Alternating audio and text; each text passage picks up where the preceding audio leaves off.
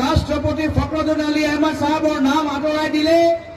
কংগ্ৰেছৰ চৰকাৰ অহাৰ পিছত ৰাষ্ট্ৰপতি স্বৰ্গীয় ফখৰুদ্দিন আলী আহমেদ সাহেবৰ নাম আকৌ আমি বৰপেটা কলেজত যোগ কৰিম আকৌ আমি যোগ কৰিম তেওঁ কয় হিমন্ত বিশ্ব শৰ্মা ডাঙৰীয়া কয় যে অসম শংকৰ আজানৰ অসম নহয় আমি তেওঁক দেখাই দিম এই অসম শংকৰ আজানৰ অসম আছিল আছে আৰু সদায় থাকিব বৰপেটা মেডিকেল কলেজৰ নাম বৰপেটা লিখা হৈ গ'ল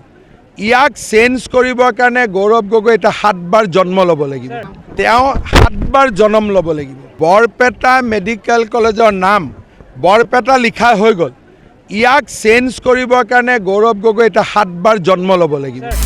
আপুনি বিচৰা বাতৰি পাব কেৱল নিউজ 18 এপত নিউজ 18 এপ ডাউনলোড কৰিবলৈ স্ক্যান কৰক এই QR কোড গুগল প্লে ষ্টৰতো পাব এই নিউজ 18 এপ